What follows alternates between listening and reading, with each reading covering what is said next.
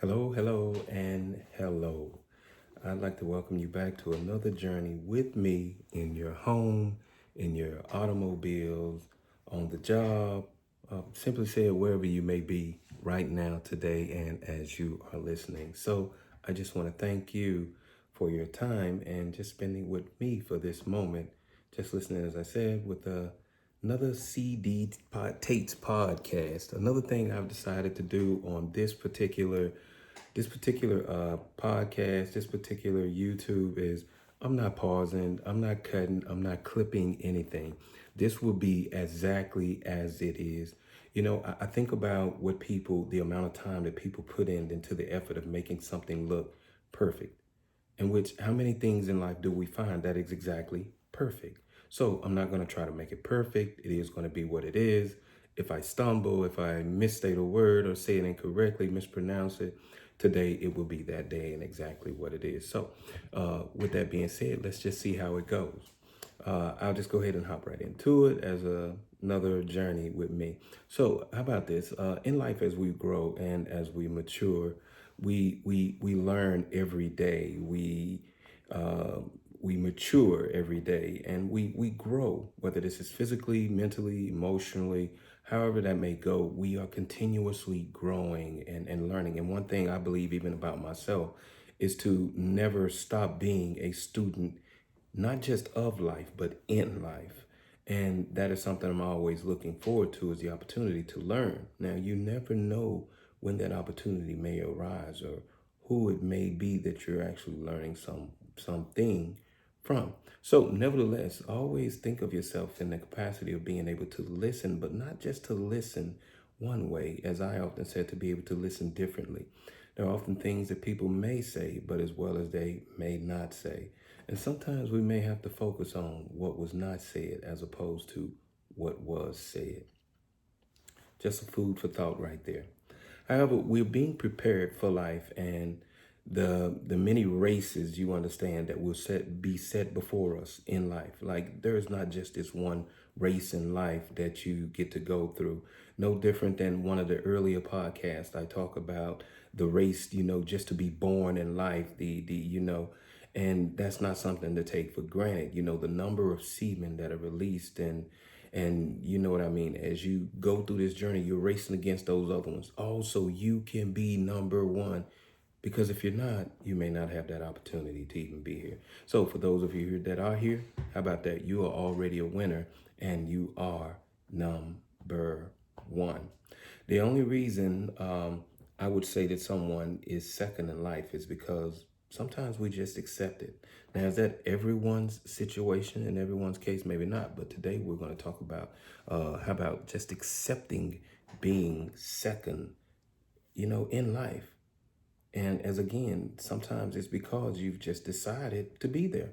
You've accepted it. It's going to be that way. That is your mindset, and you don't look to change it.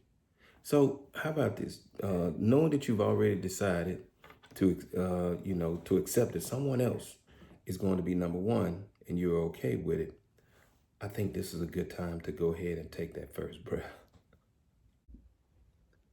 Inhale. 5, 4, 3, 2, 1. Exhale slowly. 5, 4, 3, 2, 1.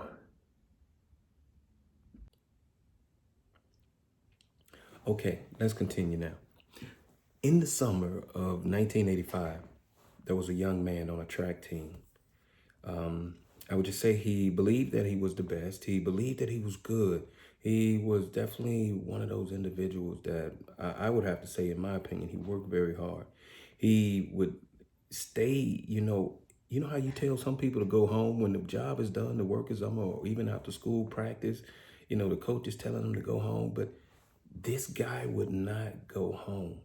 Literally, the coach would, dismiss practice, and this guy would actually go back to the track and run even more after practice is over. And most of us know, usually after practice is done, you're done. It's over with. You're ready to go home anyway. But literally, he would be still out on the track running when it's time to go home.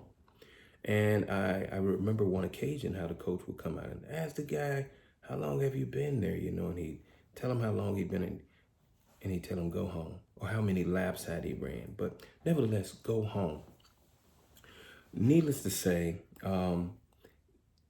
this is the experience when you think about people that just don't give up sometimes. They won't give up. And yet, they just go on and go on. Where does that come from? You wonder sometimes, right?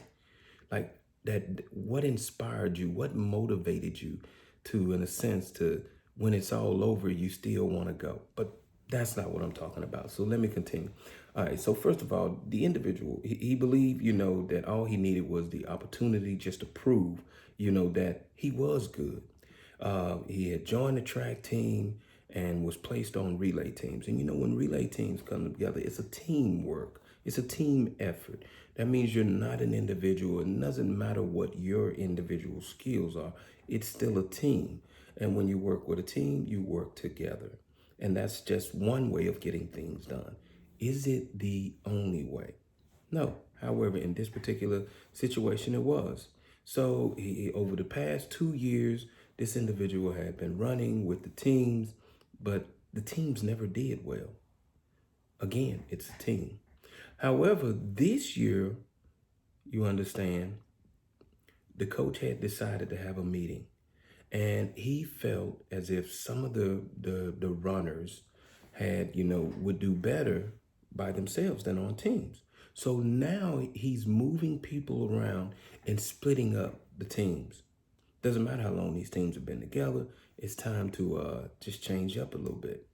So he took that young man, because that's what we're going to focus this story around, that young man. He took that young man who normally ran in the 1600-meter relay and then the 3200-meter relay and placed him on the 800-meter run or dash, as they call it. To add on top of this, it is the end of the track season now, and they're basically going into what is called the finals or the semifinals. Of course, semifinals, then the finals.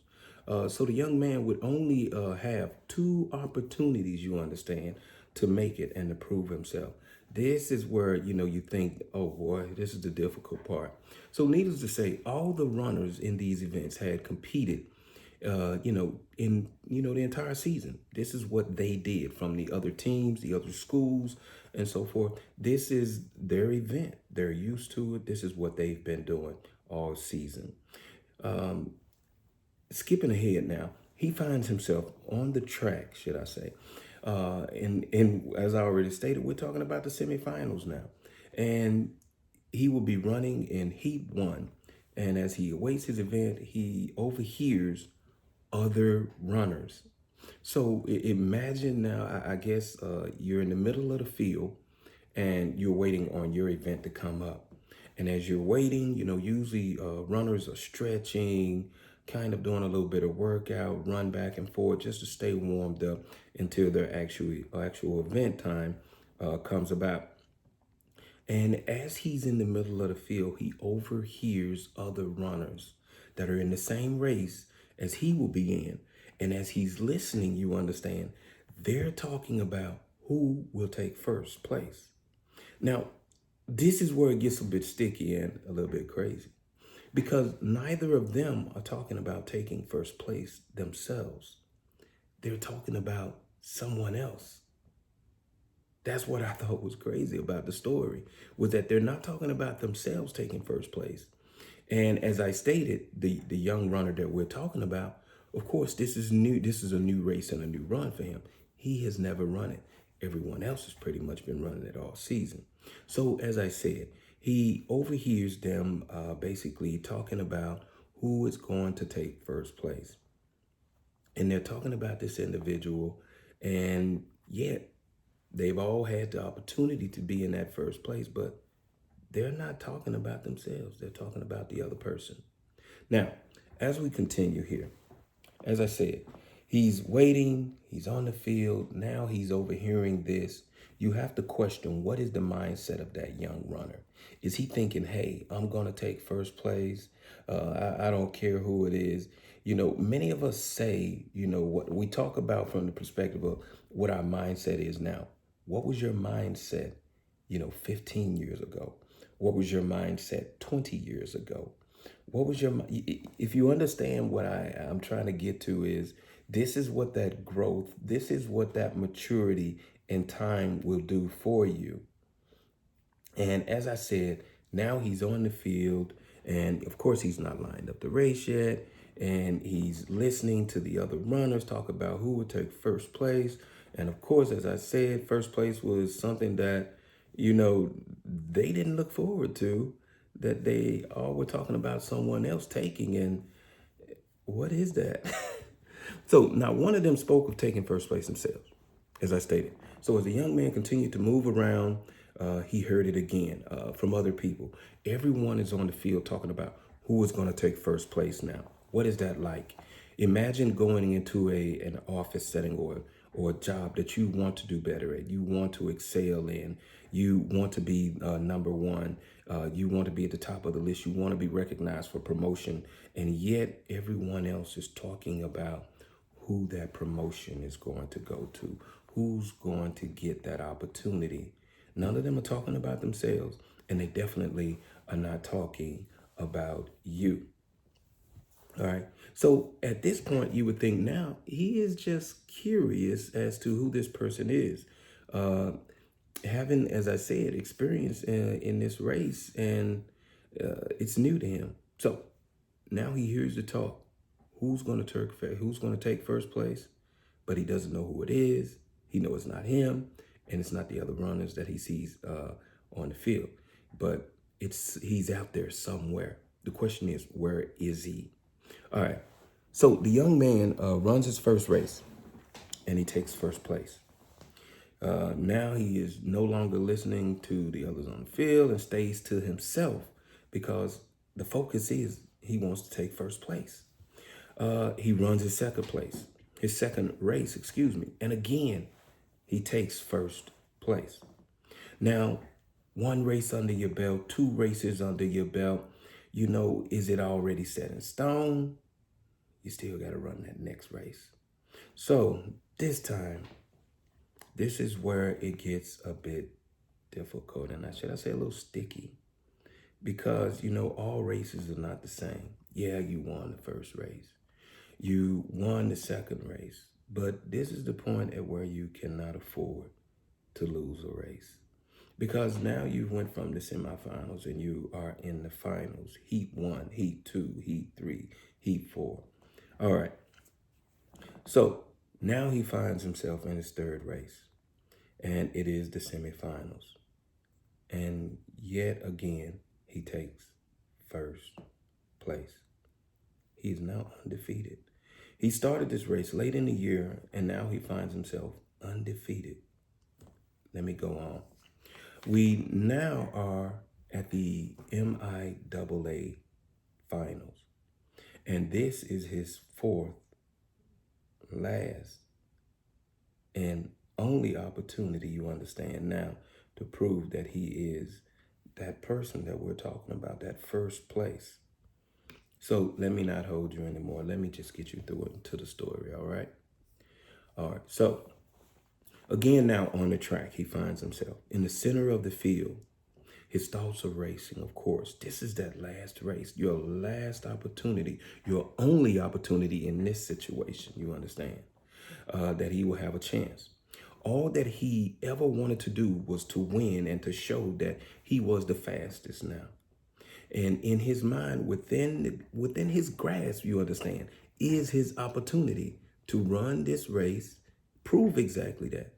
And which he can't just run this race. He has to run his race.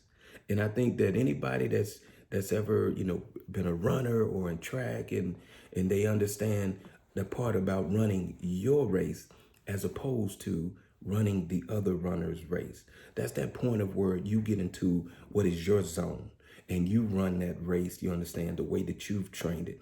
It doesn't matter what the other runner may do. If he speeds up, if he slows down, it doesn't matter. What you do is, instead of allowing other people, you understand, to adjust you, you allow them to adjust around you. Run your race. So now, as I said, this is that fourth race, and now he has to run his race. Okay? So in the center of the field, getting ready to run. And however, is there is one thing that is going on now again. It's the talk of who would win again. Believe it or not, he had began to start even saying to him own self, to his own self, that he would take second and no less than third. All because he's listening to what's going on in the field. Yes, the doubt of those around him had also began to take place in his mind as well. So not only was it affecting just those on the field, now it's beginning to affect him. Forget the fact that you've won first place. Forget the fact that you've won second place. I'm sorry, you won first place, 3 times in a row now. Instead, you're focused on those that are around you, filled with doubt of themselves, you understand, and more belief in another individual. I will refer to him as the chosen one as we continue. So, yes, the doubt of those around him had begun to creep into his mind as well. You know what? I think this is another time that we need to go ahead and just take another one of those breaths, right? Inhale. 5, 4, 3, 2, 1. Exhale slowly. 5, 4, 3, 2, 1. Okay, so let's go ahead and get back into it now. All right. Hopefully we won't need another breath because I went ahead and took that one from me, but I shared it with you. So as I said now, he's in that final race. The doubt has begun to set in on him. He finds himself now lined up on the track with the anticipation of those that have seen those track events. The official's got a whistle in his mouth and he's got that starter pistol in his hand. And all of a sudden, as he's standing on the track, pop, there it is. And the race has begun. Now, as the race has begun, he quickly takes first place. He cuts down to lane 1 and remembers, everything that he had learned or been taught, you understand, about racing. It was simple and easy, and all he had to do was just run his race. And that's sometimes all you got to do in life is to remember, just run your race. All right, so let me continue. And he knew that in the curves of the track, you understand, all he had to do was stride.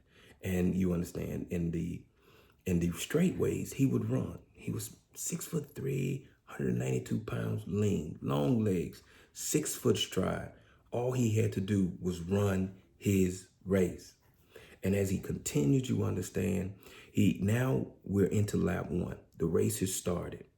And 1 lap down, he has maintained his lead with a steady pace.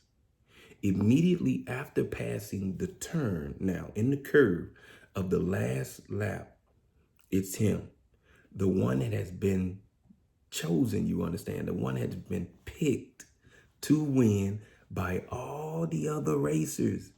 Even before the race had started, the chosen one was already well identified. And, as I said, he's running.